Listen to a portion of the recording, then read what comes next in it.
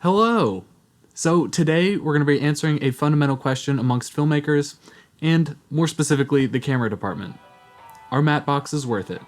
Well, for some of you, the answer might have just changed. So let's take a look at why matte boxes have recently gotten really good.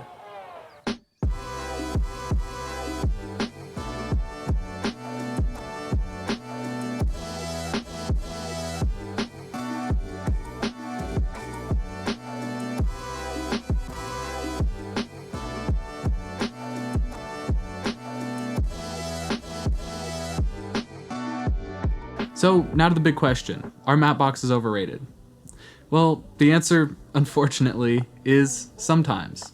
And I know that's not a very satisfying answer, but before we go over why, let's talk about the basics. Now, matte boxes in general are probably going to be the most common camera accessory that you'll see on almost every set. So what do matte boxes do? Well, basically, they allow you to cut any kind of flares or lights that are coming into the lens, whether with a hard matte inside, or a top flag, or side flag, or a bottom flag. Matte boxes also hold filters, which allow you to put both ND filters, or effects filters, or polarizers. There are basically a lot of subtle changes that you can do with a matte box that you wouldn't necessarily be able to do stock. So let's talk about who really needs matte boxes. But before we do, if you have time and enjoyed the video, a like is... Wait. What if this week, instead of doing a like, or with it, I mean, hey, who's to say, maybe leave a comment down below and let me know if you've used matte boxes in the past and what your experiences have been. I just kind of want to gauge where you all are at with matte boxes and camera systems and everything in particular, just to kind of tailor make these videos a little bit more. And again, having just hit 1,100 subscribers, I'd like to thank each and every one of you, but if you're not already a part of the 1,100, yes, I'm turning this into this, I'm sorry. If you're not already a part of the 1,100 and you're interested, the subscription button is right down below. But if not, that dislike button works extra well if you hit it twice. Man, that was just off the rails this time, ooh. So, who really needs a matte box? Well, unfortunately, a matte box isn't going to be something that's going to immediately up your visual quality a huge amount. It's more of a subtle thing that can kind of help you perfect your craft overall. But that being said, matte boxes recently have actually come down in cost a very, very significant amount. I mean, 4 or 5 years ago, finding a matte box for below $500 was honestly really hard. like very hard. And so now we've come to a price point where even if you're just making small incremental improvements with a matte box, it actually kind of makes sense to get one just so you can make those improvements when you want to stylistically. So now we'll go over some different levels and recommendations I have and what you should kind of be looking for. For a few years, I actually used the fully rubber matte box, the wooden camera zip box, which was kind of touted as a great matte box for on gimbal work, which it kind of was, but honestly the way the filters were put in, you had to like slide them into rubber, it was kind of awful. So thankfully, we no longer have to rely on that as one of the cheapest matte boxes on the market. We can now go ahead and use something from Tilta or SmallRig.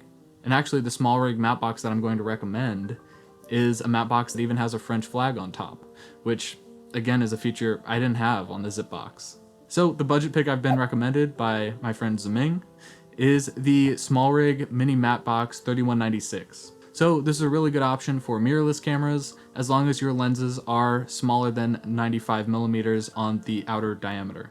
But being able to put 4x5.6 filters in, also being able to use circular filters that screw onto the front of the lens still, and having a French flag on top is a huge plus. So all of that for around $100 is a really fantastic value. Now, obviously there are some downsides. After all, it's only around $100, which is a great price, but you are gonna be making some compromises.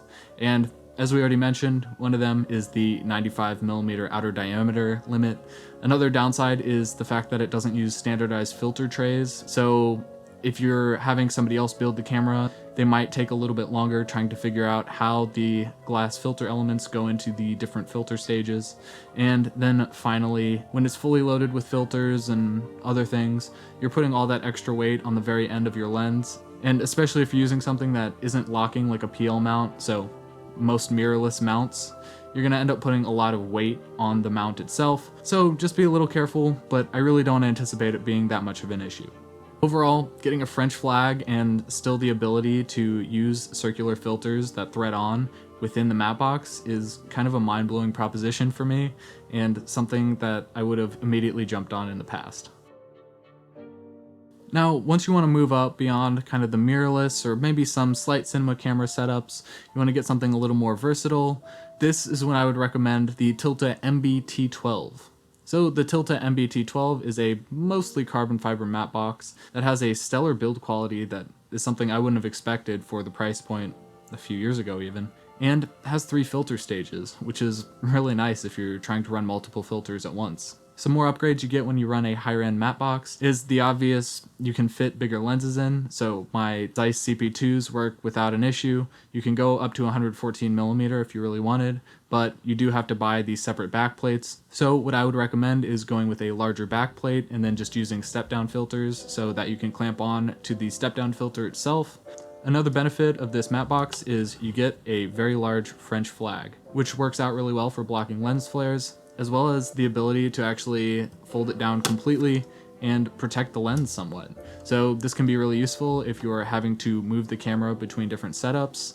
I wouldn't recommend storing it like that, but you can use it to close down and then walk to another setup on set. Honestly, I kind of think this is a really underrated feature because a lot of matte boxes don't completely do this, or I guess a lot of older matte boxes don't really do this.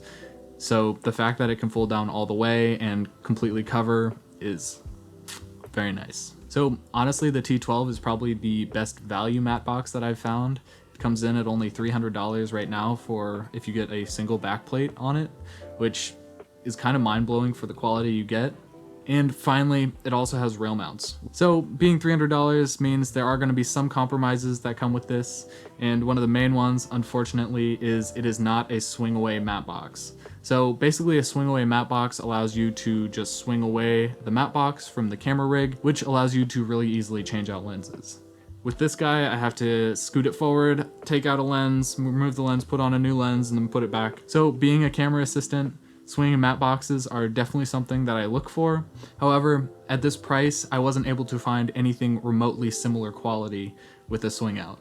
Another one of the compromises is, unfortunately, there are no rotating stages. So basically a rotating stage would allow you to shift the orientation of a glass filter that you put in the matte box itself, and basically that would be great if you had a polarizer or a graduated filter that kind of changes as you go up, so you want to be able to shift it with horizons. And finally, as you can see, this isn't totally a compromise, but just something you should be aware of.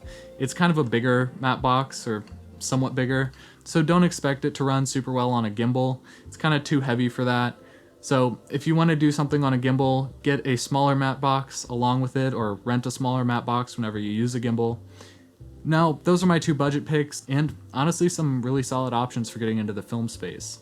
If you have any other recommendations, let me know down below. I would obviously love to hear more about the higher end, because that's a place that I've dealt with kind of more as a camera assistant, which can be good, but it means I've kind of been dealing with a variety of different camera packages, so I don't necessarily have a specific brand or specific kind that works way better than another.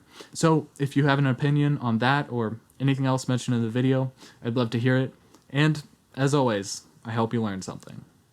Bye guys.